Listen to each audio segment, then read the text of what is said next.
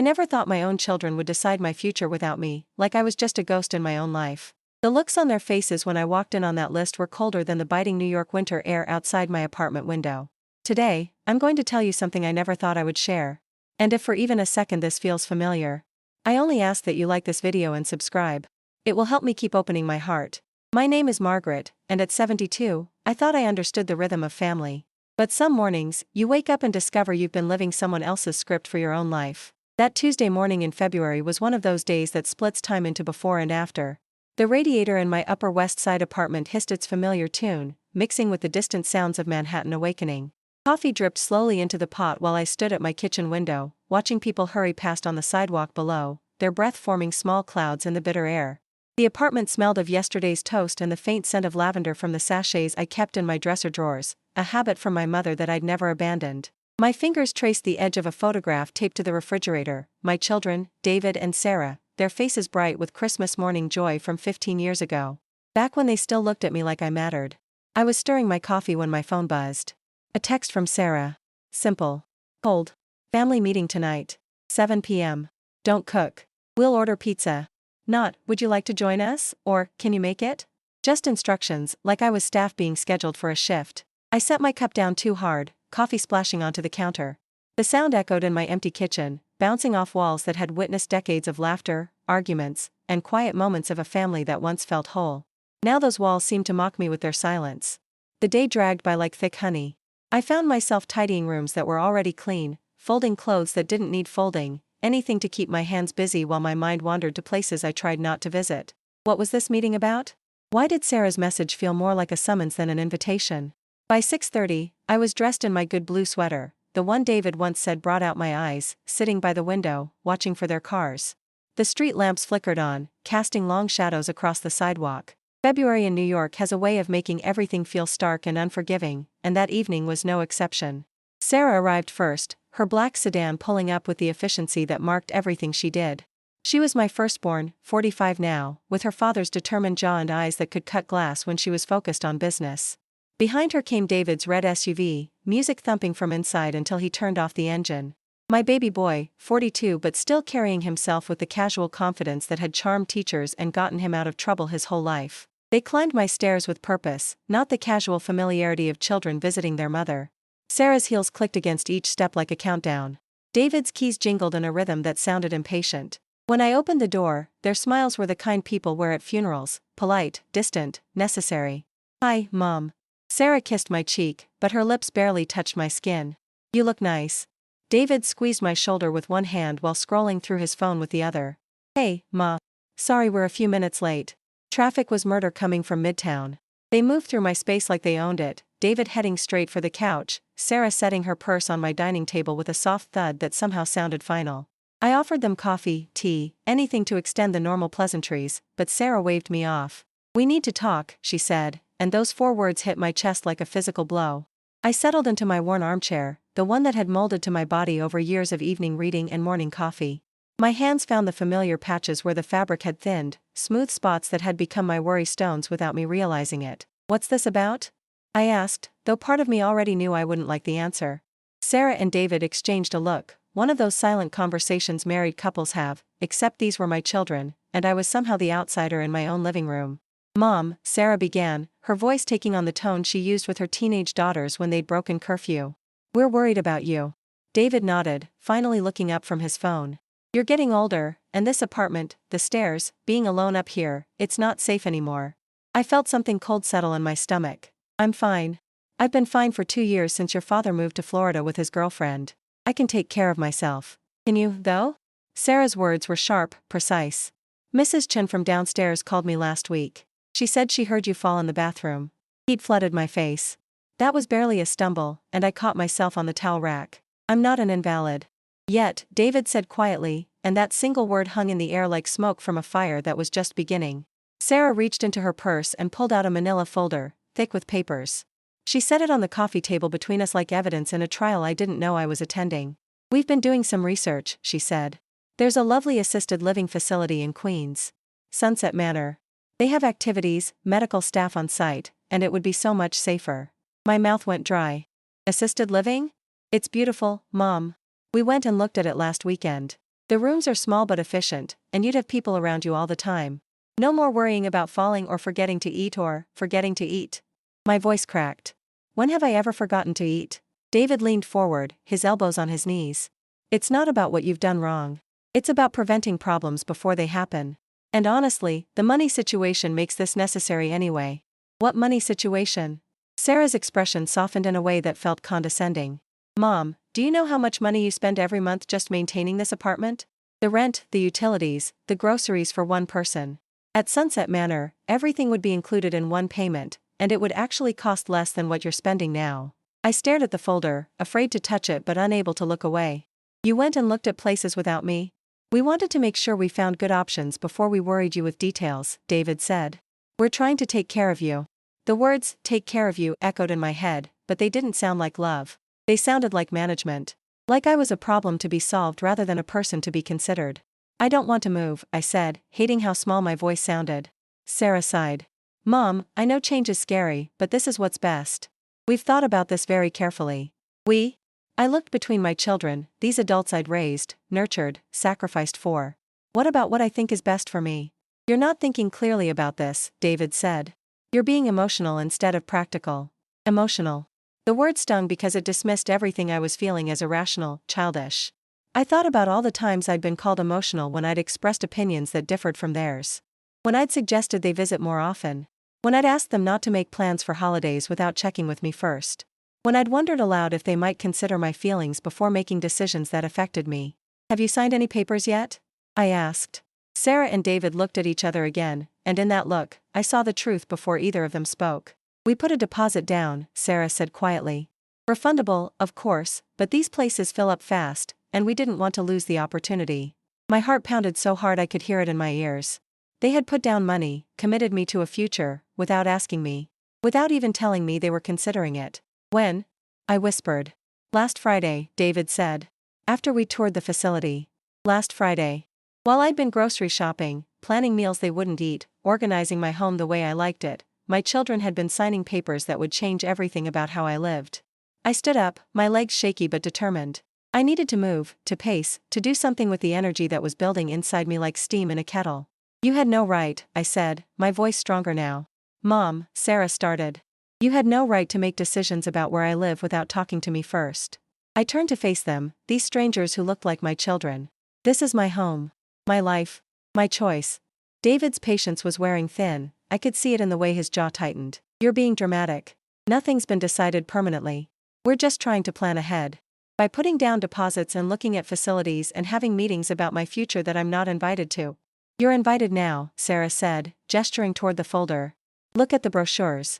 Look at the pictures. It's really quite nice. But I didn't want to look at pictures of someone else's idea of where I should spend my final years.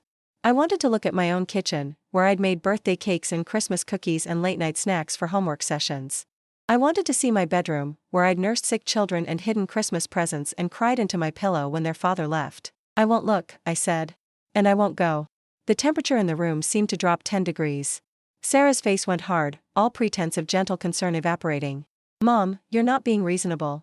We're trying to help you, and you're acting like we're your enemies. Are you? The question came out before I could stop it. David stood up, his height suddenly feeling intimidating in my small living room. That's enough. We're your children. We love you. Everything we're doing is because we care about your well-being. My well-being, or your convenience? The words hung in the air like a challenge. Sarah's face flushed, and David's eyes went cold in a way that reminded me uncomfortably of his father during our worst fighting years. This conversation is over, Sarah said, standing and collecting her folder. We'll give you some time to think about this rationally. And then what? If I still say no, you'll override me anyway. Neither of them answered, but their silence was answer enough. They left the way they'd arrived, with purpose and efficiency. Sarah's heels clicked down the stairs, David's keys jingled, car doors slammed, engines started. And then I was alone again in my apartment that suddenly felt less like home and more like a prison I was about to be evicted from. I sat back down in my chair and stared at the spot on the coffee table where the folder had been. The wood was darker there, a perfect rectangle where years of setting down coffee cups had left permanent marks. Like evidence of all the small, daily choices that had made this space mine. That night, I couldn't sleep. I walked through my apartment in the dark, letting my fingers trail over surfaces I knew by heart. The kitchen counter where I'd taught Sarah to crack eggs without getting shells in the bowl. The windowsill where David's third-grade art projects had once been displayed. The bookshelf I'd built myself after the divorce, determined to prove I didn't need anyone to hang shelves or fix things or take care of me. But maybe I'd been wrong. Maybe I did need someone to take care of me. Just not in the way my children thought. The next morning, I called my sister Rose in Chicago. Rose, who was 3 years older than me and had been fighting her own children over similar issues. They think we're stupid, Rose said after I told her about the meeting. They think turning 70 means our brains leaked out our ears. Maybe they're right, I said, staring out my kitchen window at people hurrying to work, to school, to lives that felt more certain than mine. Margaret, Rose's voice was fierce. Don't you dare. Don't you dare let them convince you that wanting to make your own decisions is unreasonable. But doubt was a sneaky thing. It crept in during the quiet moments and whispered ugly truths. Maybe I was being dramatic. Maybe I was too old to live alone. Maybe my children knew what was best for me better than I knew myself. I spent the morning researching Sunset Manor online. Sarah was right, it looked nice. Clean. Safe. Full of people my age engaging in activities and smiling for the camera. But looking at those stock photos of silver-haired strangers, I couldn't imagine myself among them. I couldn't picture my life reduced to craft time and bingo nights and communal dining rooms where I'd eat with people I'd never chosen to know. By afternoon, I'd convinced myself that maybe it wouldn't be so bad. Maybe change was exactly what I needed. Maybe my children were right, and I was being selfish by clinging to an apartment that was probably too much for me anyway. I was almost ready to call Sarah and tell her I'd look at the brochures when I found the list. I'd been cleaning out my desk, looking for my insurance papers to see what kind of move-in costs might be covered, when I pulled out a folder of David's old school reports that I'd saved for no particular reason. Stuck between his 5th grade report card and a drawing he'd made of our family dog was a piece of paper I didn't recognize. It was handwritten in Sarah's neat script, but the heading made my blood freeze: Mom's Transition, Action Items. I sank into my desk chair and read: 1. Visit 3 facilities, select best option, done, Sunset Manor, 2. Put down deposit to hold room, done, $2,500, 3. Research sale value of Mom's furniture and collectibles, 4. Contact estate sale company for appraisal, 5. Box up photos and personal items she'll want to keep, limit 2 boxes, 6. Cancel her lease effective June 1st, 7. Transfer utilities to David's name for sorting/cleaning, 8. Set up power of attorney for financial decisions, 9. Schedule meeting to discuss transition, done. At the bottom, in David's Messier handwriting, Mom's antique china set could be worth $3,000 plus. Check with auction house. Her jewelry might be valuable too, get it appraised. I read the list 3 times, each reading making it feel more real and more impossible. They hadn't just visited facilities and put down a deposit. They had planned out every detail of dismantling my life. They had priced my possessions like I was already gone. They had set dates for ending my lease that I'd never agreed to end. And they had done it all without me. The china set they'd priced was my grandmother's, passed down through 3 generations of women in my family. The jewelry they wanted appraised included my mother's wedding ring and a pearl necklace my father had given me when I graduated college. These weren't just objects to be sold, they were pieces of my history, connections to people I'd loved who were no longer here to speak for themselves. But what hurt most was the clinical efficiency of it all. Limit 2 boxes of personal items. A lifetime of accumulating memories, photographs, books, letters, small treasures from trips and celebrations and ordinary days that had felt significant enough to save, all of it reduced to 2 boxes. I set the paper down on my desk with shaking hands. This wasn't discussion or planning, this was execution. They had decided what my life would look like and had begun the process of making it happen, with or without my consent. The phone rang. Sarah's name appeared on the caller ID. "Hi, honey," I said, my voice sounding surprisingly normal. "Hi, Mom. How are you feeling today? About our conversation last night?" I looked at the list, at all the decisions they'd made about me, for me, without me. "I'm thinking," I said. "Good. I know it's a big change, but I really think you'll love Sunset Manor once you give it a chance. Actually, I was thinking we could drive out there this weekend and take a tour. Would Saturday work for you?" Saturday. To see the place they'd already committed me to. To walk through rooms they'd already decided I'd live in. To meet staff who might already have my name on their resident list. Can I think about it? Of course. But Mom, don't think too long, okay? These places really do fill up, and we'd hate for you to lose this opportunity. After we hung up, I sat staring at the list until the words blurred together. I thought about all the ways I'd failed as a mother that this felt like appropriate payback. All the times I'd been too strict or too lenient, too involved or too distant. All the decisions I'd made that had shaped these children who now looked at me like a problem to be managed rather than a person to be consulted. But then I remembered something Rose had said years ago when we were dealing with our parents' aging. the hardest part isn't watching them get old. It's remembering that they're still people with their own minds and feelings and desires, not just bodies that need maintaining. I read the list one more time, and this time instead of seeing my failures as a mother, I saw my children's failure to see me as a whole person deserving of respect and agency. This wasn't love, this was management. This wasn't care, this was control. I folded the list carefully and put it in my purse. Then I sat down at my kitchen table with a pen and paper and began making my own list. The first item I wrote was, find a lawyer. The second was, change all my passwords. The third was, figure out what I actually want. For the first time in months, maybe years, I fell asleep easily that night. Not because my problems were solved, but because I had accepted that they were my problems to solve. The next few days passed in a strange fog of normalcy. Sarah called once to check in. David texted to ask if I needed anything from the store. I answered them the way I always did, polite and pleasant, giving no indication that I'd found their secret planning document or that everything had changed. But everything had changed. I looked at my apartment differently now, seeing it not as a burden but as my choice. I noticed the morning light that came through my bedroom window just right to read by. I appreciated the familiar sounds of my building, the way Mrs. Chen's television murmured through the walls and Mr. Rodriguez's dog barked hello when I passed their door. I also started noticing things about my children that I'd been too eager to please to see clearly before. How Sarah always managed to be busy when I called but expected me to be available whenever she needed something. How David visited more often when he needed money than when he simply wanted to see me. How both of them had gradually stopped asking my opinion about anything and started simply informing me of decisions they'd made on my behalf. When had I become so dispensable in my own life? On Thursday, I went to see a lawyer. Clara Martinez, an elder law attorney whose office was in a converted brownstone 20 minutes from my apartment.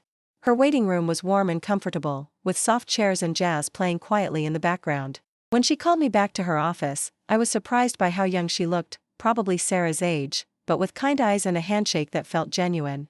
I told her about the list, about the deposit, about the feeling that my children were making decisions about my future without including me in the process.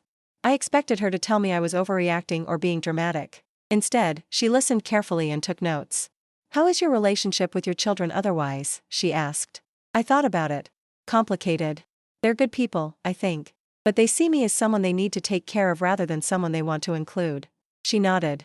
Unfortunately, that's more common than it should be. Adult children often start making decisions for their parents with good intentions, but without really consulting the parent about what they actually want. Is what they're doing legal? If you haven't signed any power of attorney documents, then no, they can't make binding decisions about where you live or how you spend your money. But they can put pressure on you, and they can make it very difficult to resist if you don't have your own support system and legal protections in place. Support system. I thought about my life and realized how small my circle had become. Rose in Chicago. Mrs. Chen, who mostly communicated through worried looks and broken English. A few acquaintances from the grocery store and the library.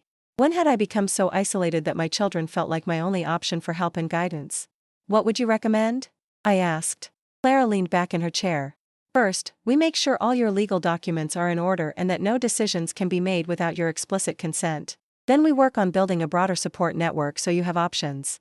Finally, we document your wishes clearly so no one can claim they're acting in your best interest if they're actually going against what you've explicitly stated you want. Walking home from her office, I felt something I hadn't experienced in months: hope. Not hope that my children would change or that our relationship would magically improve, but hope that I didn't have to accept their version of what my life should look like. That evening, Sarah called. Mom, I made us an appointment to see Sunset Manor on Saturday at 10 a.m. I'll pick you up at 9:30?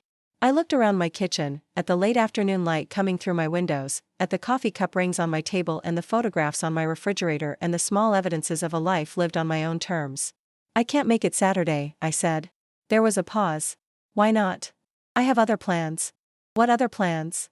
The question came out sharper than she probably intended, but it revealed something important. Sarah couldn't imagine what I might have to do that would be more important than the schedule she'd made for me. I'm having coffee with a friend, I said. It wasn't exactly true yet, but I decided I'd make it true. I'd call Mrs. Chen and see if she wanted to sit in the lobby and drink coffee and practice English. Or I'd go to the library and find someone to talk to. Or I'd simply sit in a cafe by myself and read a book, because that was what I wanted to do with my Saturday morning. Mom, this is important. Can't you rearrange your plans? Can we rearrange the appointment?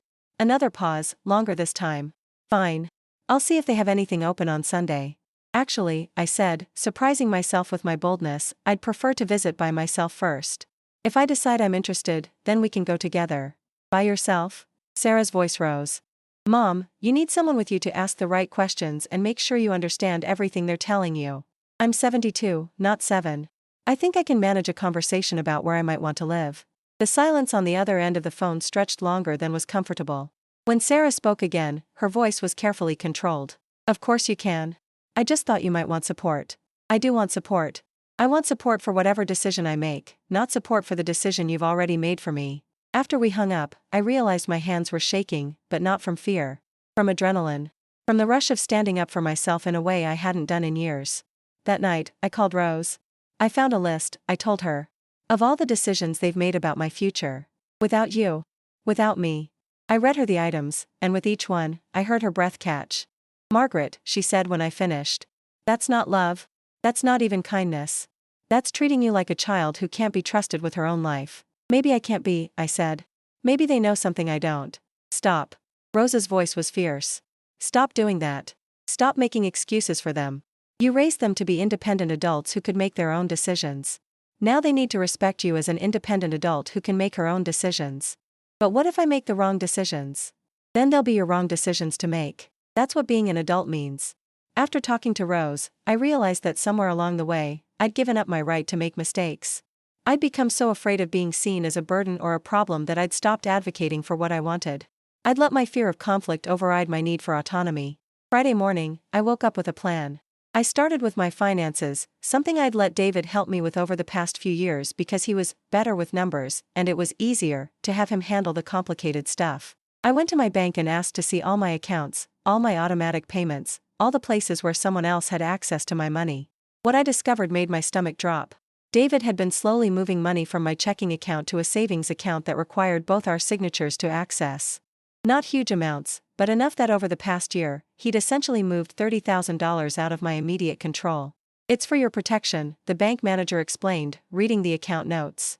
Your son set it up so that if anything happened to you, or if you started having memory issues, there would be funds set aside that couldn't be accidentally spent or lost. Accidentally spent. On what? My groceries? My rent? My life? I want full control of all my money returned to me, I told the manager. Of course. You'll just need your son to come in and sign the paperwork, since his name is also on the account. What if he won't sign? The manager looked uncomfortable. Then we'd need to get legal documentation about who has the right to make financial decisions. I thought about the list in my purse, about item number 8, set up power of attorney for financial decisions. They hadn't done that yet, but they were planning to. They were planning to take legal control of my money the same way they'd already taken practical control of my housing decisions. Can I close all these accounts and open new ones that only I have access to? The checking account, yes. The savings account would require both signatures to close since both names are on it. I left the bank with only partial victory. I'd opened a new checking account and moved what money I could access, but $30,000 was still trapped in an account that David controlled as much as I did. That afternoon, I called Clara Martinez again. They're controlling my money, I told her. Not all of it, but enough to make me dependent on them for any major expenses. That's a common pattern, she said. It often starts with helpful offers to manage finances, and gradually becomes a tool for control. We'll get your money back, but it might take some time and legal maneuvering. Time I might not have if they were planning to move me to assisted living by June. Saturday came, and instead of touring the facility they'd chosen for me, I spent the morning at a different kind of place, a community center in my neighborhood that I'd walked past hundreds of times but never entered. The building hummed with activity.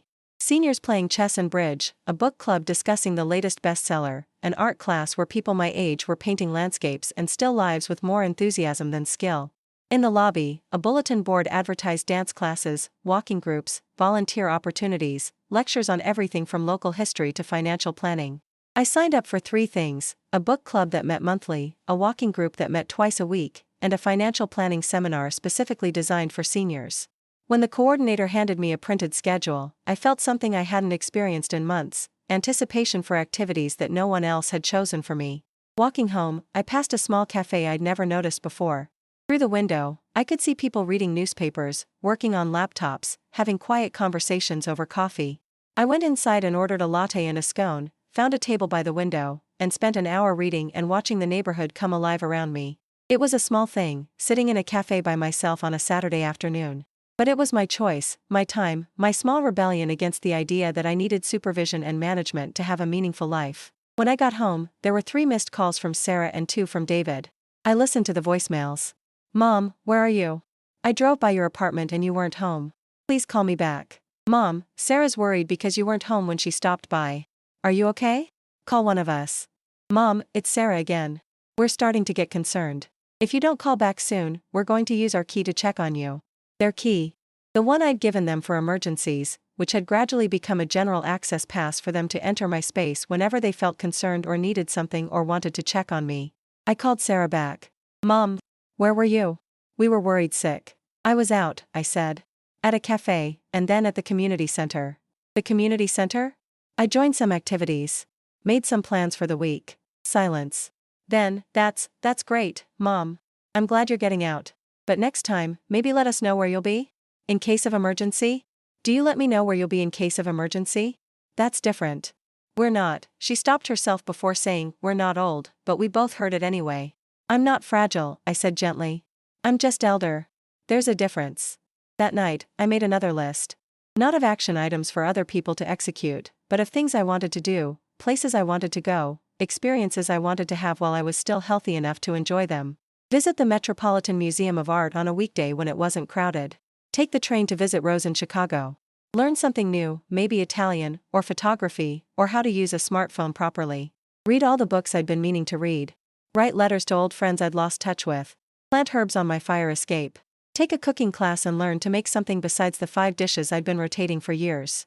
Looking at my list, I realized something sad and liberating at the same time. I couldn't remember the last time I'd thought about what I wanted to do rather than what I should do or what other people needed me to do. Sunday morning brought rain and another call from Sarah. Mom, I rescheduled our appointment at Sunset Manor for Tuesday at 2 p.m. That should work better with your schedule. I looked out my window at people hurrying past with umbrellas, at the street vendors setting up despite the weather, at the city continuing its relentless forward motion regardless of personal plans or family drama. I'm not going, I said. What do you mean you're not going? I mean I'm not touring assisted living facilities. I'm not moving to Queens. I'm staying here. Mom, we've been through this. It's not safe for you to live alone anymore.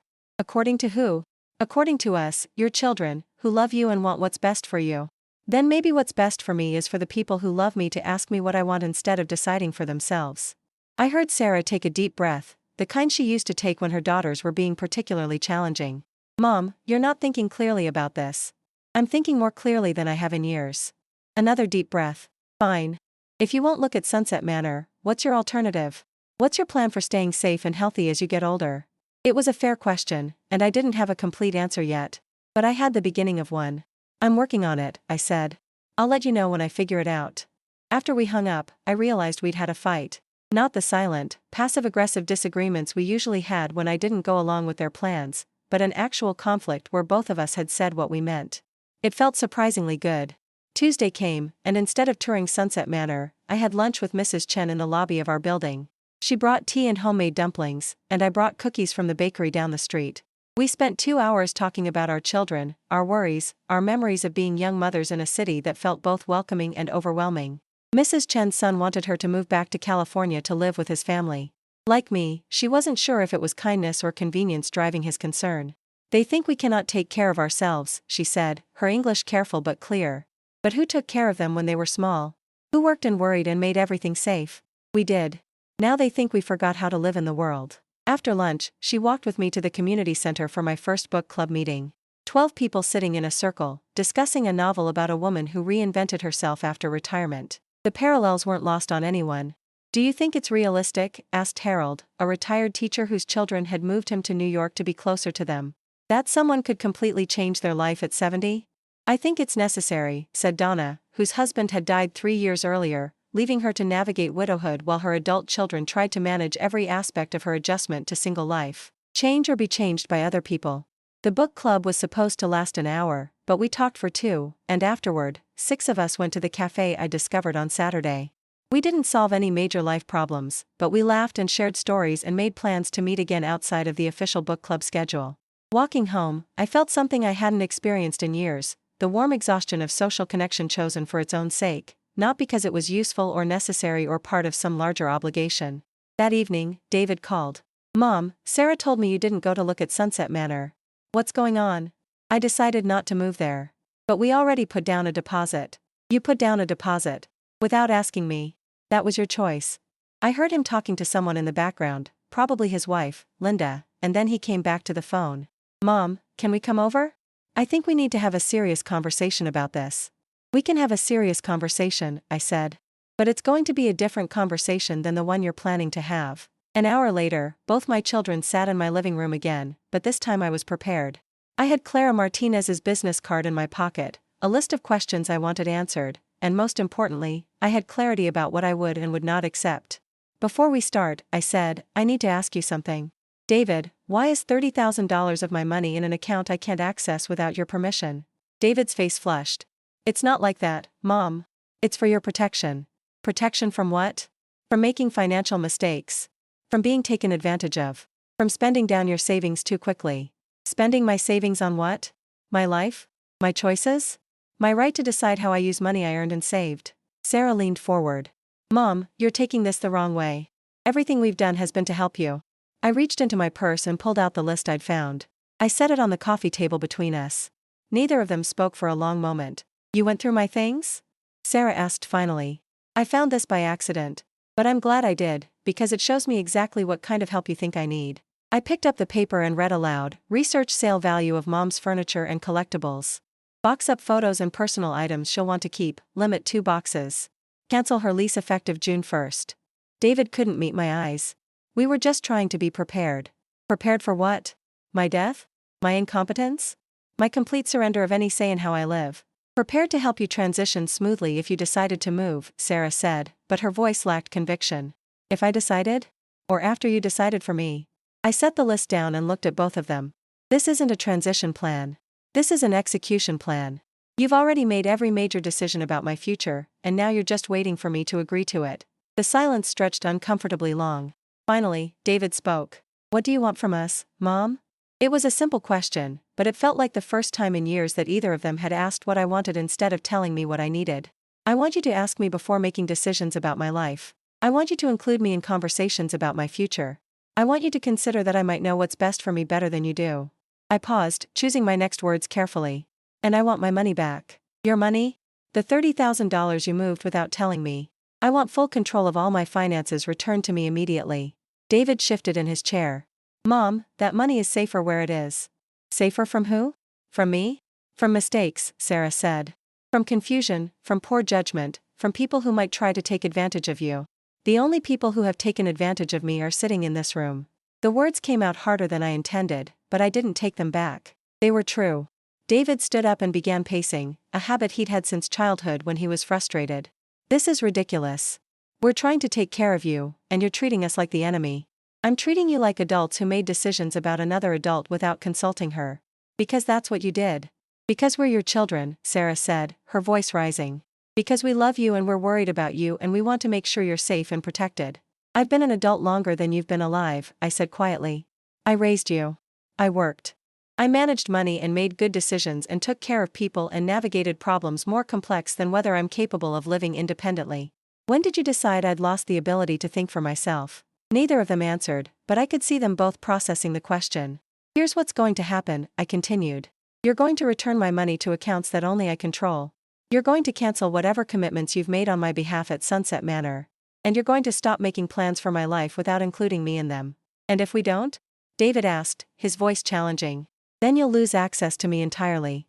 No key to my apartment. No involvement in my finances. No input on my decisions. Nothing. Sarah's eyes filled with tears. Mom, you can't mean that. I don't want to mean it, I said gently. But I will if I have to. I would rather be alone and respected than surrounded by people who treat me like a child. The room fell silent except for the sound of rain against the windows and the distant hum of city traffic. My children looked at each other, having one of their wordless conversations, and I felt suddenly tired of being excluded from discussions about my own life. You can talk about this in front of me, I said. Part of treating me like an adult is including me in conversations that affect me. David sat back down, his shoulders sagging. We never meant to treat you like a child. But you did. Sarah wiped her eyes with the back of her hand. We were scared. You seemed so fragile after Dad left, so sad and lost. We wanted to protect you. From what? From being alone. From making mistakes. from being hurt again. I thought about this, about how my children had watched their father leave me for a younger woman and had somehow concluded that the problem was my vulnerability rather than his cruelty. I was hurt, I said. I was sad and lost and fragile for a while. But that doesn't mean I was incompetent. And it doesn't mean I needed to be managed rather than supported. We didn't know the difference, David admitted. Now you do. Over the next hour, we had the most honest conversation we'd had in years. They told me about their fears, their assumptions, their genuine desire to help me combined with their complete misunderstanding of what I needed. I told them about the loneliness of being managed, the humiliation of being treated like a problem to be solved, the grief of watching my own children lose sight of who I was beyond their perception of my limitations. By the time they left, we hadn't solved everything, but we'd established new ground rules. They would return my money within the week. They would cancel the deposit at Sunset Manor. They would ask before making assumptions about what I needed or wanted. Most importantly, they would see me as a person first and their aging mother second. That night, I called Clara Martinez to tell her we'd made progress, and then I called Rose to share the victory. But the person I most wanted to talk to was myself, the version of me that had been silenced and managed and gradually disappeared over the past few years. I made myself tea and sat by the window, looking out at the city lights and thinking about what came next. I had my apartment, my money, my autonomy back. But I also had to figure out what to do with them. The next few weeks brought changes I hadn't expected. Sarah called more often, but the calls were different, conversations rather than check-ins, questions about my plans rather than reports about decisions she'd made for me. David stopped by to help with a leaky faucet and ended up staying for dinner, something he hadn't done in months. Linda, David's wife, visited without him for the first time ever. She brought coffee and apologized. "I never realized how we were treating you," she said. "David would come home frustrated because you were being difficult about perfectly reasonable suggestions. But hearing him tell it now, those weren't suggestions. They were ultimatums." "You weren't trying to be mean," I said. "But impact matters more than intention. I keep thinking about how I'd feel if my kids started making decisions for me like that. It makes me want to throw things." Linda and I ended up having one of those conversations that should have happened years earlier, where I finally understood that she'd been as uncomfortable with the family dynamics as I was, but had felt caught between supporting her husband and respecting her mother-in-law. The walking group from the community center became a regular part of my week. Every Tuesday and Thursday, 8 of us would meet at the center and spend an hour walking through different neighborhoods, chatting about everything and nothing. Harold, the retired teacher, knew fascinating stories about local history. Donna had lived in the city for 40 years and could recommend the best bakery, bookstore, and dry cleaner within a 10-block radius of anywhere we walked. By the 3rd week, we'd started getting coffee after our walks. By the 6th week, some of us were making plans outside of the group, museum visits, movies, lunch dates. I was building exactly what Clara Martinez had recommended, a support system. The book club had become equally important. We'd moved beyond discussing assigned books to sharing book recommendations, swapping favorites, and planning group outings related to whatever we were reading. When we read a mystery set in Brooklyn, 6 of us took the subway out to walk through the neighborhoods described in the book. When we read a memoir about a woman who learned to cook in her 70s, Donna organized a potluck where everyone brought a dish they'd never made before. These weren't activities designed to keep me busy or safe. They were friendships based on shared interests and genuine enjoyment of each other's company. For the first time in years, I had plans that nobody had made for me and commitments that felt chosen rather than obligatory. The biggest change, though, was in how I thought about my future. Instead of seeing aging as something that was happening to me, something to be managed and contained and made as safe as possible, I started thinking about it as a new phase of life with its own possibilities and adventures. I enrolled in an Italian class at the community college. I'd always wanted to visit Italy, and at 72, I figured I should learn the language before I was too old to travel. The class was full of people my age who'd also decided that retirement was a time for learning new things rather than accepting limitations. My teacher, Marco, was a young man from Rome who seemed genuinely delighted to be teaching seniors. When I worried aloud that I was too old to learn a new language, he laughed. "Signora Margaret," he said, "you have lived 72 years. Your brain knows how to learn. It just needs practice." By the end of the first month, I could introduce myself, order coffee, and ask for directions.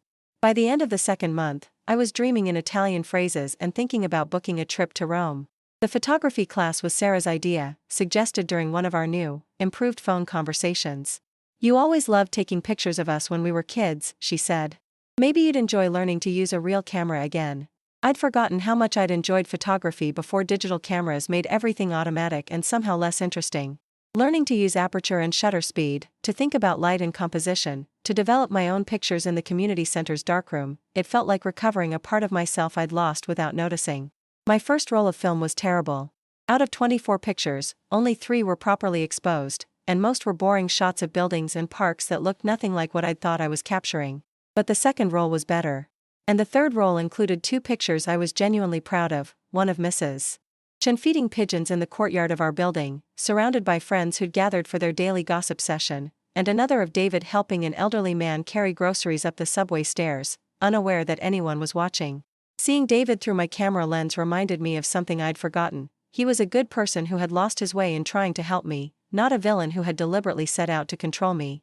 The distinction mattered. 3 months after our confrontation in my living room, I planned my first real trip in years.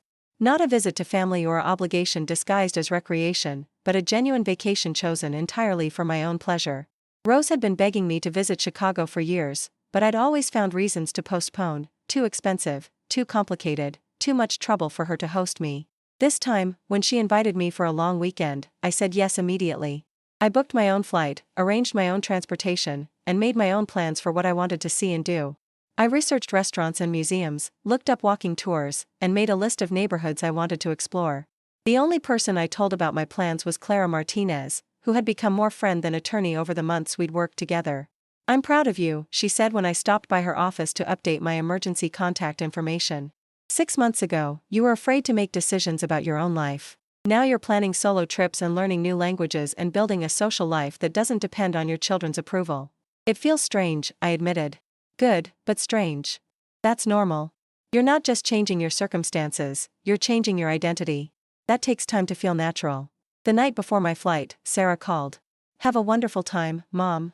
And maybe next time you're planning a trip, you could let us know?" "Not for permission," she added quickly, "just so we can be excited for you."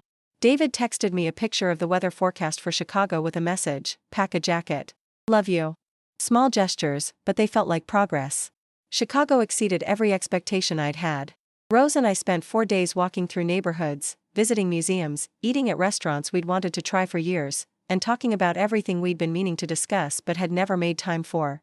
On my last night, we sat on her apartment balcony drinking wine and watching the lights come on across the city. "You're different," she said. "Happier. More like yourself." "More like who?" "Like the Margaret I remember from before. Before Mom got sick and you became the caretaker. Before your marriage started falling apart and you became so focused on holding everything together. You're like the sister I had when we were young and thought we could do anything." I thought about this. At 72, I was finally becoming the person I'd been at 22, before life had taught me to be careful and accommodating and afraid of causing problems. "Maybe that's what this phase of life is for," I said. "Remembering who we were before we learned to be who other people needed us to be." Flying home, I looked out the airplane window at the country passing below and felt something I hadn't experienced in years: anticipation for my own future. Not anxiety about what might go wrong or how I might need help, but genuine excitement about what might come next. The flight attendant, a woman about Sarah's age, noticed me looking through the Italian phrase book I'd brought for the trip. "Planning a vacation?" she asked. "Planning a life," I said, and we both laughed because it sounded dramatic, but it was also true. Back in New York, I found a stack of mail that included a brochure from a travel company specializing in trips for seniors. Normally, I would have thrown it away, but curiosity made me flip through it. Tours of Tuscany, cooking classes in France, art history trips to Spain, photography workshops in Ireland. I called the company and requested more information about their Italian tour. Not because I was ready to book it, but because I wanted to know it was possible. The woman who answered the phone explained the details: small groups, experienced guides, accommodations chosen for comfort and accessibility, optional activities for different energy levels and interests. These weren't trips designed around limitations, they were adventures designed around possibility. "Most of our travelers are in their 60s and 70s, she said. People who've decided that retirement means exploring rather than slowing down. I hung up feeling like I'd been given permission for something I didn't know I needed permission for, to keep growing and learning and experiencing new things regardless of my age. That evening, I called Sarah and David separately to tell them about Chicago and about the possibility of a trip to Italy. Both conversations felt different than our talks in recent years. Instead of reporting my activities for their approval or reassurance, I was sharing my enthusiasm with people I thought might be happy for me. "Italy, Mom? That's amazing," Sarah said. "Are you thinking of going alone?" "Probably with a group tour, but yes, alone." "Is that crazy?" "It's not crazy at all.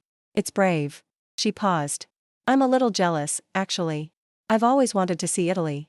Maybe you could plan your own trip, I suggested. We don't have to do everything together. It was a small statement, but it represented a big shift in how I thought about my relationship with my children. For years, I'd assumed that as I got older, we'd become more interconnected, more dependent on each other. Now I was beginning to understand that healthy relationships might actually mean becoming more independent and choosing to share parts of our separate lives rather than expecting to merge them completely. David's reaction was more complicated. I think it's great that you want to travel, Mom, but are you sure Italy is the best choice? It's pretty far from home, and if something happened in Italy, I'd handle it the same way I'd handle it here, I said. And if I couldn't handle it myself, there are people trained to help tourists who need assistance. But we wouldn't be able to help you. You can't help me with everything anyway, I said gently. And maybe that's okay. We talked for another 20 minutes, and by the end of the conversation, I could hear David beginning to shift from seeing my travel plans as problems he needed to solve to seeing them as adventures he could be excited about. Change is slow, especially in families where patterns have been established for years. But it was happening. 6 months later, I booked the trip to Italy. 10 days in Tuscany, with stops in Florence, Siena, and several smaller towns I'd only read about in books. Cooking classes, wine tastings, guided tours of art museums, and plenty of free time to explore on my own. The week before I left, my children threw me a going-away party. Nothing elaborate, just dinner at David's house with Linda and Sarah's family, but it felt significant because they were celebrating my independence rather than worrying about it. Sarah brought me a travel journal. So you can write down everything you want to remember. David gave me an international phone plan and made me promise to text him when I arrived safely. Not because I think you can't handle yourself, he said quickly. Because I want to know you made it okay. My grandchildren, Sarah's twin daughters who were now 16, peppered me with questions about where I was going and what I planned to see. They seemed genuinely impressed that their grandmother was taking a solo trip to Europe.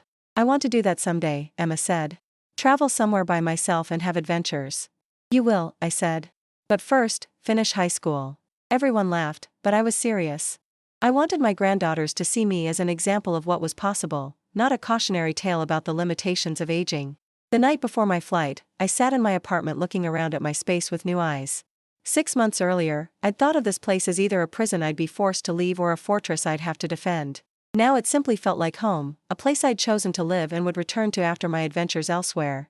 I thought about the list David and Sarah had made, all those decisions about my future that had felt so devastating when I'd first found them.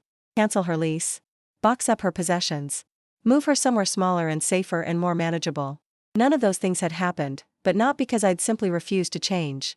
They hadn't happened because I'd chosen different changes, expansion instead of contraction, growth instead of maintenance, adventure instead of safety. My phone rang.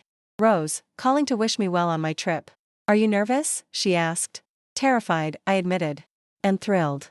And proud of myself for being both terrified and thrilled. That sounds exactly right. Italy was everything I'd hoped and several things I hadn't expected. The food was better than any restaurant I'd ever eaten in. The art was overwhelming in the best possible way.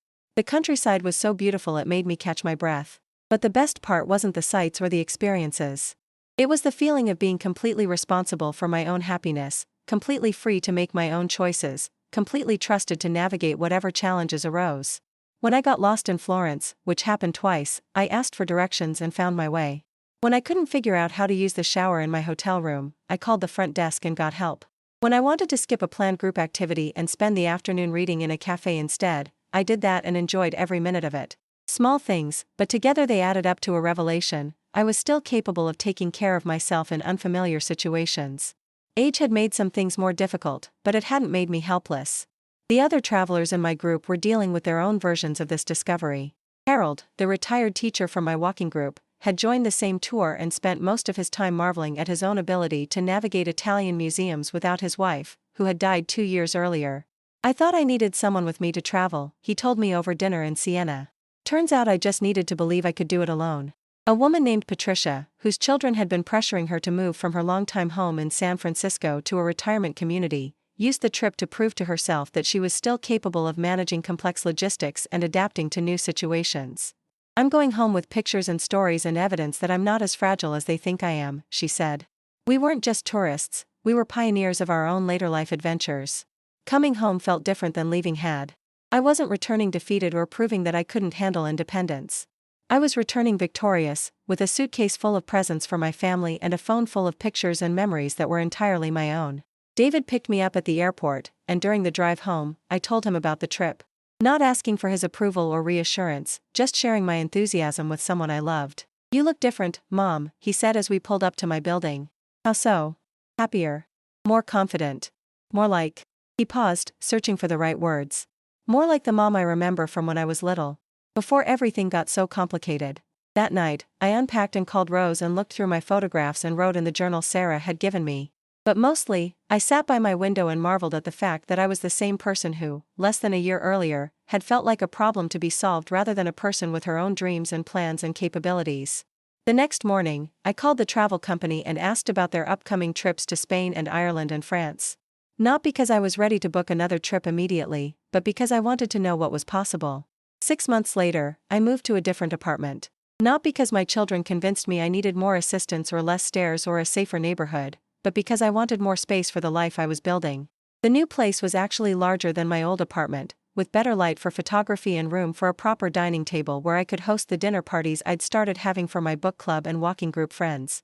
It was still in Manhattan, but in a neighborhood I'd chosen after spending weeks exploring different areas and thinking about what kind of environment I wanted to wake up to every day. Sarah and David helped me move, but this time, the help felt like support rather than management. They asked which boxes I wanted them to handle, where I wanted furniture placed, how they could be most useful. They didn't try to organize my possessions their way or suggest that I had too many books or recommend that I donate clothes I might need someday. "It's beautiful, Mom," Sarah said, standing in my new living room surrounded by boxes but already seeing the potential. "I love the light." David was examining the view from my kitchen window. "You can see the park from here. That'll be nice." My granddaughters, Emma and Sophia, were more interested in the neighborhood than the apartment itself. "There's a coffee shop on the corner," Emma reported after exploring the block. "And a bookstore. And that bakery smells amazing." "Perfect for someone who's retired and has time to explore," Sophia added. And I realized that to them, retirement looked like freedom rather than limitation. That evening, after my family had left and I was alone in my new space for the first time, I made tea and sat on my couch and thought about how different this felt from a year ago, when moving had been something that was going to be done to me rather than something I was choosing for myself. The same action, changing where I lived, had completely different meaning when it was my decision made for my own reasons. Over the next few months, I settled into my new neighborhood and my new life. I found a local Italian conversation group where I could practice with other students and native speakers. I discovered a photography club that met at a community center 6 blocks away. I became a regular at the corner cafe, where the barista knew my order and the owner saved me copies of international newspapers. Most importantly, I developed the kind of daily routine that felt chosen rather than imposed. Morning coffee while reading the news. A walk through the park or around the neighborhood. Lunch with friends or alone, depending on my mood.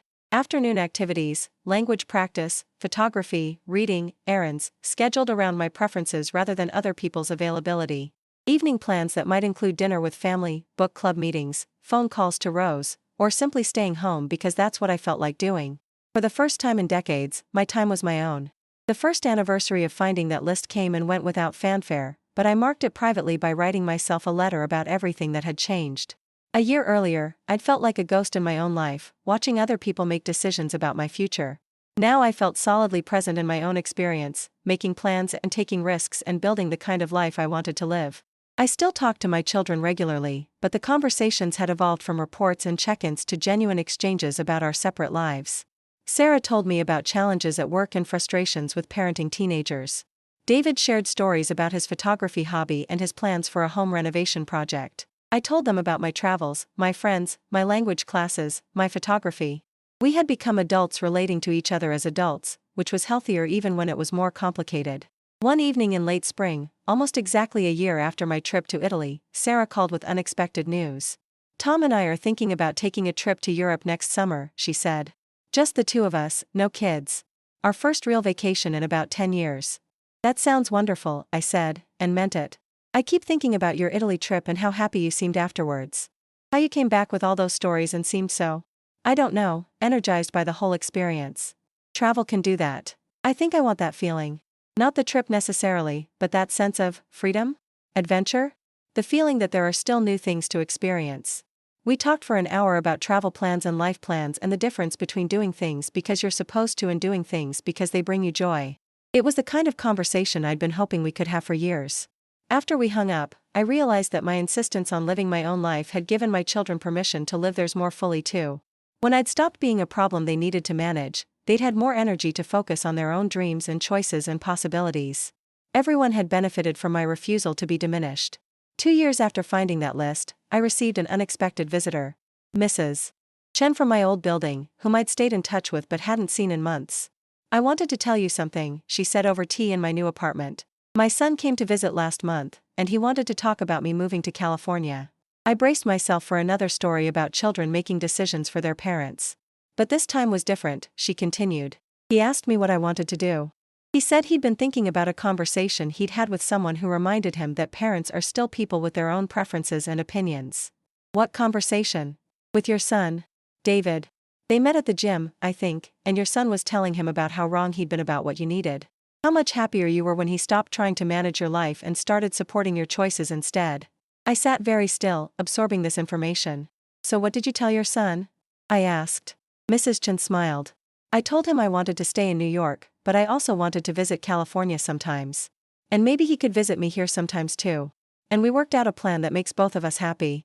She paused to sip her tea. "I wanted to thank you." "For what?" "For showing me that it was possible to say no to children who think they know better than you do about your own life. For proving that standing up for yourself doesn't mean losing the people you love." After she left, I thought about the ripple effects of choosing self-respect over accommodating other people's opinions about what was best for me. I'd influenced my children's thinking about autonomy and aging. David had shared those insights with other people, who had then applied them to their own family situations. Change spreading outward in ways I hadn't anticipated or planned. That summer, I took my second solo trip, this time to Ireland. The photography was spectacular, the people were warm and funny, and I spent 10 days proving to myself again that age didn't have to mean accepting limitations. But the best part of that trip was calling home from Dublin and hearing Sarah ask, "How are you? What have you seen? What's been the best part so far?" instead of, "Are you okay? Do you need anything? Are you being safe?" The difference in those questions reflected the difference in how she saw me, as a person having experiences rather than a problem requiring management. On my last night in Ireland, I sat in a pub with a few other travelers from my group and reflected on how different my life looked from the trajectory that had been planned for me 2 years earlier. Instead of a small room in Sunset Manor, playing bingo and eating communal meals and following schedules set by other people, I was sitting in a centuries-old pub in Galway, planning my next adventure and feeling grateful for every choice I'd made to resist other people's ideas about what my later life should look like. "Do you ever regret not taking the safe path?" asked Patricia, who had joined this trip too after successfully negotiating with her children to stay in her San Francisco home. I thought about it. The safe path would have been easier in many ways. No conflicts with my children, no need to learn new skills or take risks or figure things out for myself. No lonely moments or moments of doubt or moments when I wondered if I was being foolishly stubborn. "Sometimes," I said honestly.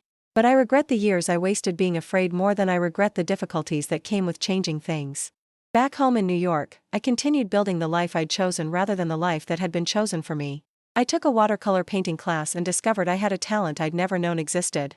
I joined a community theater group and helped build sets for their productions. I started volunteering at a literacy program, helping adult learners practice reading and writing skills. Each new activity, each new friendship, each new experience was evidence that aging didn't have to mean shrinking or limiting or settling for less. It could mean expanding into possibilities that hadn't existed when I was younger and more constrained by work schedules and childcare responsibilities and societal expectations about what women my age were supposed to want. On my 74th birthday, my family threw me a party unlike any celebration we'd had in years. Instead of a quiet dinner focused on my age and the need to take it easy, it was a lively gathering of 3 generations where everyone wanted to hear about my recent adventures and future plans. My granddaughters, now 18 and starting college, peppered me with questions about travel and independence and how I'd found the courage to change my life so dramatically in my 70s. "Grandma," Emma said over cake and coffee, "you're like my inspiration for what I want aging to look like." "What do you mean?" "I mean, I want to be someone who keeps growing and trying new things and having adventures no matter how old I get. You make it look possible." Later that evening, after everyone had gone home, I sat in my apartment surrounded by birthday cards and flowers and gift bags, thinking about Emma's words. Somehow, by insisting on living my own life according to my own values and desires, I'd become an inspiration to my granddaughters for how to approach their own futures. It felt like the most meaningful birthday present I'd ever received. 3 years after finding that list, I decided to write my own list. Not of decisions other people had made about my future, but of experiences I still wanted to have, places I wanted to visit, skills I wanted to learn, contributions I wanted to make. Learn to speak Italian fluently enough to have real conversations with native speakers in Italy. Take a photography workshop in Iceland. Write letters to old friends I'd lost touch with over the years. Learn to cook authentic dishes from countries I'd visited. Volunteer for a cause I cared deeply about. Read all the books I'd always meant to read but never made time for. Take a drawing class. Plan a trip with Rose to somewhere neither of us had been. Learn to use technology better so I could stay connected with friends and family in new ways. Create a photo book of my travels and adventures to share with my grandchildren. Looking at my list, I realized it was longer and more ambitious than anything I would have dared to dream when I was managing other people's expectations about my limitations. At 74, I had plans and goals and excitement about the future that rivaled anything I'd felt in my 20s. The difference was that now I knew these dreams were entirely mine to pursue or modify or abandon as I chose. No one else was going to decide which ones were realistic or appropriate or safe enough for someone my age. That autumn, I enrolled in an advanced Italian class and signed up for a photography workshop in Iceland the following spring. I also started volunteering at a local organization that provided support services for older adults who wanted to remain independent in their own homes. Working with other seniors who were facing pressure from family members to make changes they didn't want to make, I found myself sharing my own story more openly than I ever had before. How I'd discovered that list of decisions made without me. How I'd fought back. How I'd rebuilding my life around my own choices rather than other people's fears. The hardest part, I told a woman whose daughter was insisting she sell her house and move to a retirement community, is believing that you have the right to disagree with people who love you. But what if they're right, she asked. What if I really can't take care of myself anymore? Then you'll figure that out when it happens, and you'll make decisions based on your actual circumstances rather than other people's anxieties about what might go wrong someday. These conversations reminded me how radical it had felt to insist on making my own choices, and how normal it felt now. The transition from being managed to being autonomous had been difficult, but it had also been necessary for my sense of dignity and self-worth. One afternoon, while I was organizing photos from my Ireland trip to share with the photography club, I found a picture of myself that stopped me cold. I was standing on a cliff overlooking the Atlantic Ocean, my hair blowing in the wind, my face lit with genuine joy. The woman in that picture looked confident, adventurous, fully present in her own life. I compared it to photos from 3 years earlier, before I'd found the list, before I'd fought for my independence. In those pictures, I looked smaller somehow, diminished, like someone who was apologizing for taking up space in her own life. The difference was startling and made me grateful all over again for every difficult conversation I'd had with my children, every moment of doubt I'd pushed through, every small act of rebellion that had led to this larger transformation. That evening, I called Sarah to share the breakthrough I'd had looking at the photographs. "Mom," she said after I'd told her about the difference between old pictures and new ones, "I owe you an apology." "For what?" "For taking so long to understand what you were trying to tell us. For thinking we knew what was best for you better than you did. For making you fight so hard just to be treated like an adult." I sat quietly for a moment, absorbing this acknowledgement I'd been hoping for but hadn't expected. "It wasn't just you," I said finally.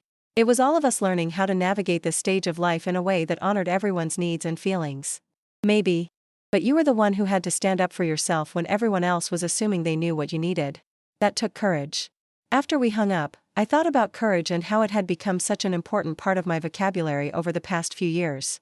Not the dramatic courage of heroes in movies, but the quiet, daily courage of insisting on your own worth when it would be easier to let other people make decisions for you. For years after finding that list, I planned the biggest adventure yet, a 3-week trip to Spain with Rose.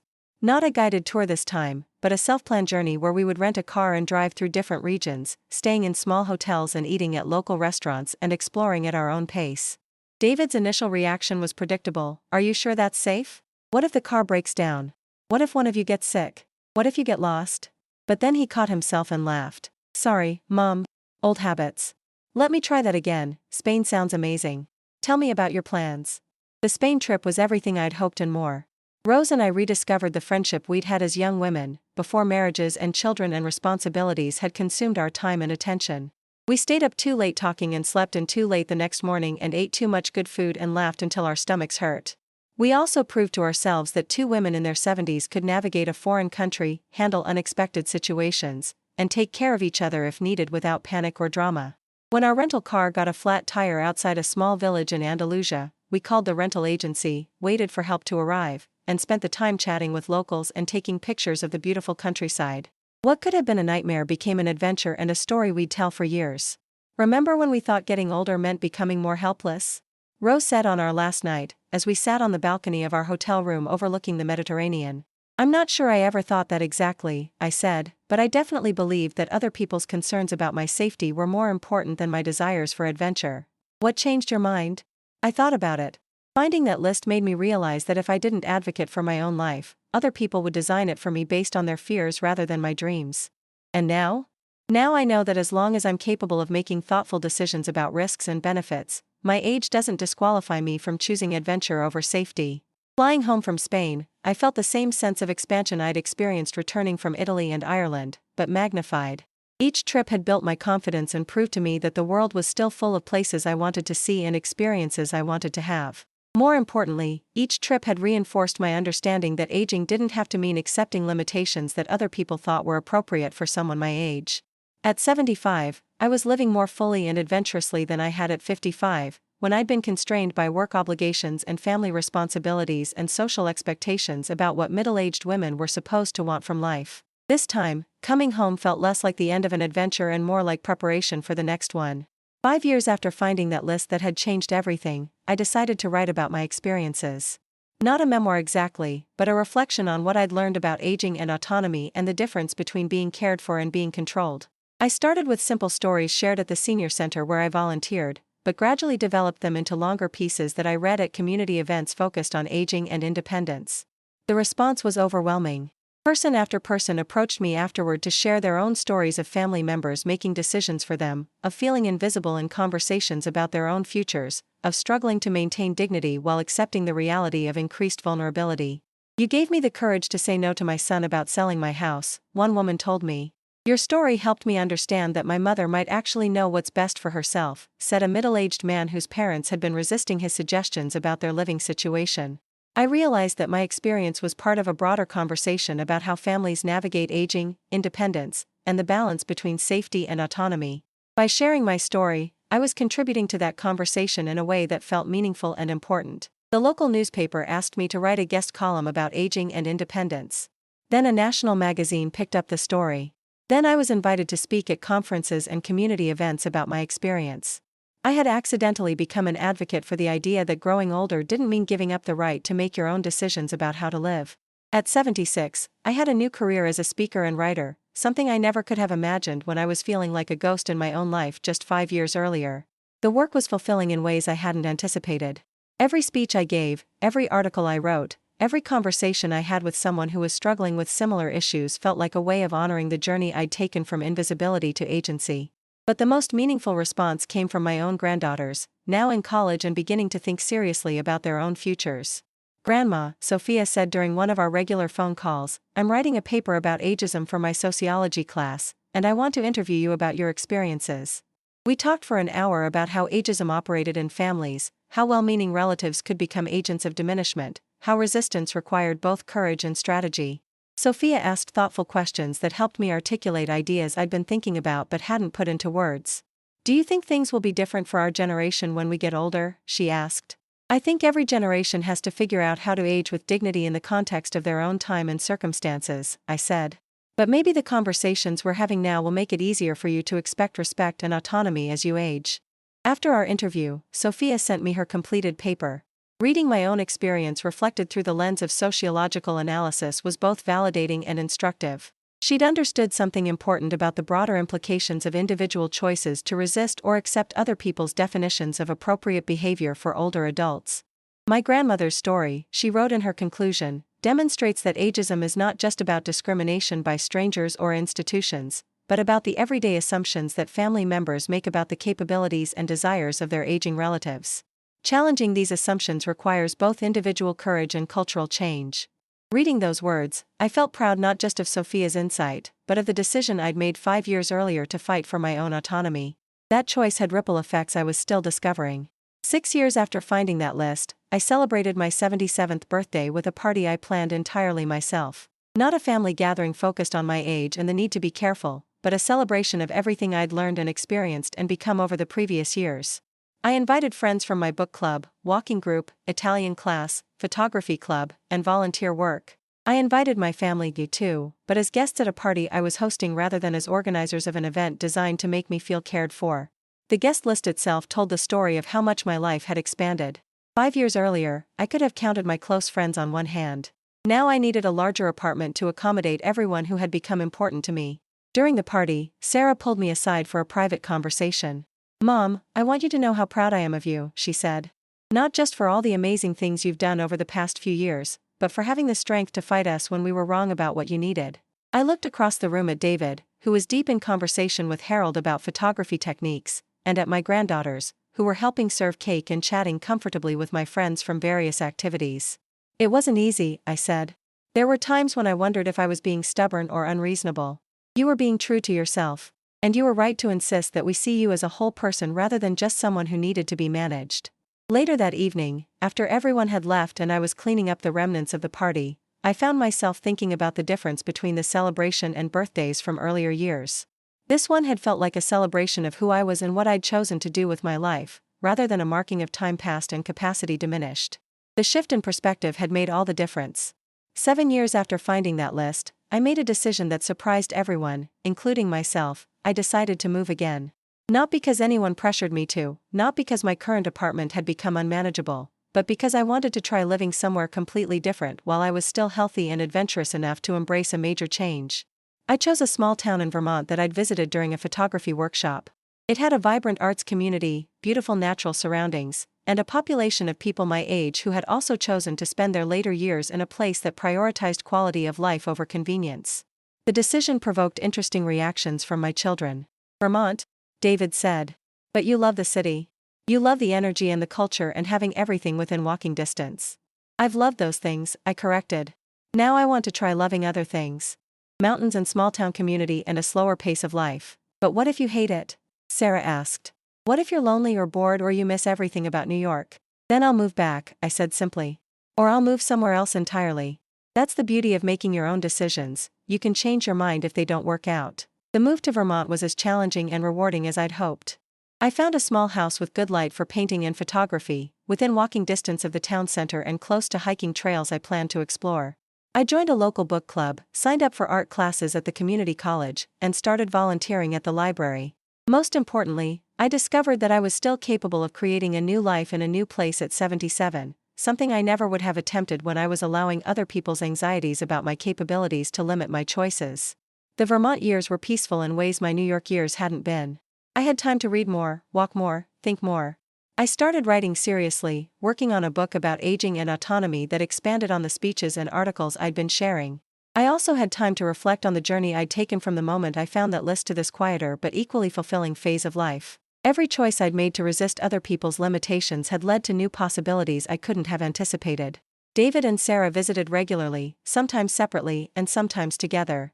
The visits felt different from our interactions in earlier years, more like friends catching up than adult children checking on an aging parent.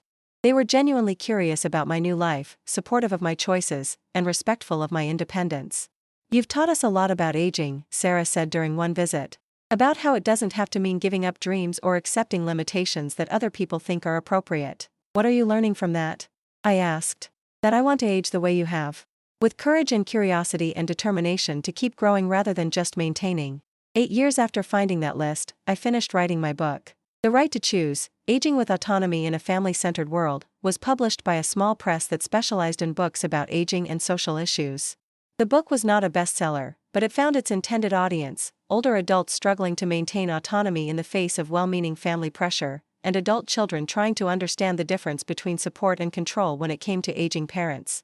I received letters from readers all over the country sharing their own stories of family conflicts over independence and safety, of successful negotiations for respect and agency, of regrets about accepting limitations too early or fighting for autonomy too late. One letter particularly moved me: "Dear Margaret, I am 82 years old, and after reading your book, I have decided to tell my children that I will not be moving to the assisted living facility they have chosen for me. Instead, I am going to hire help to come to my own home as needed and continue living the life I have built here.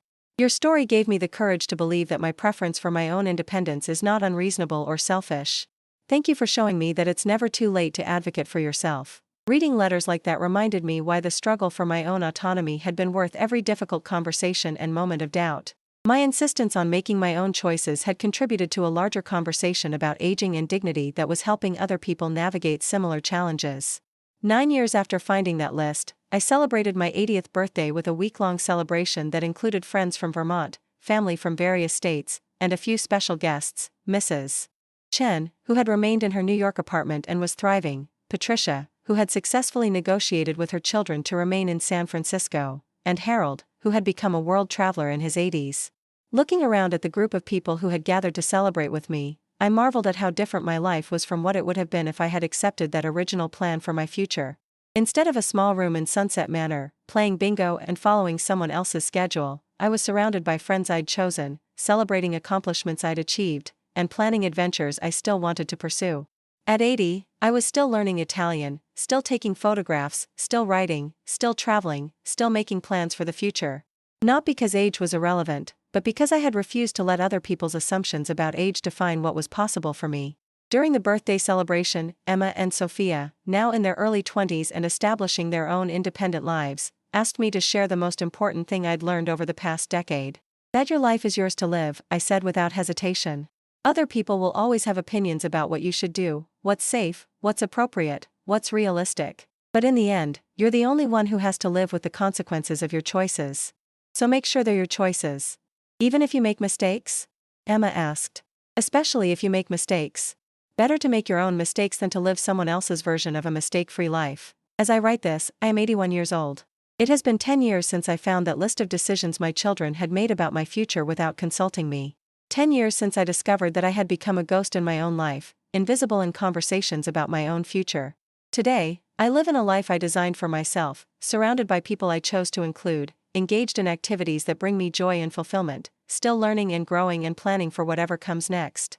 My relationship with my children has evolved into something healthier and more respectful than what we had before our confrontation about autonomy and decision-making. They see me as a whole person rather than a collection of problems to be managed. I see them as adults who love me and occasionally worry about me, but who have learned the difference between support and control. My granddaughters are now adults who have learned from watching my journey that aging doesn't have to mean accepting diminishment. They expect to remain autonomous and adventurous as they grow older, and they plan to resist anyone who suggests otherwise. Most importantly, I have learned that the fight for dignity and respect in later life is not selfish or unreasonable. It is necessary for psychological health and spiritual well-being. The people who love us may have good intentions when they try to make decisions for us, but impact matters more than intention. If you are reading this and recognizing your own experience in my story, I want you to know, it is never too late to advocate for yourself. It is never too late to insist on being consulted about your own future. It is never too late to choose growth over safety, adventure over comfort, autonomy over being managed by well-meaning relatives.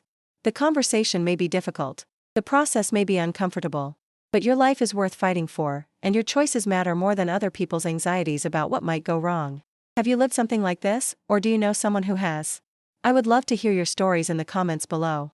Every time someone shares their experience, it helps others realize they are not alone in this struggle for dignity and respect in later life. If this story resonated with you, please like this video and subscribe to the channel. These stories matter, and they need to reach the people who most need to hear them. Together, we can change the conversation about aging from one focused on limitations to one focused on possibilities. Thank you for listening to my story. Thank you for caring about the experiences of older adults who are fighting to remain visible in their own lives. And remember, it is never too late to claim your right to make your own choices about how to live. Your life is yours to live. Make sure you're the one living it.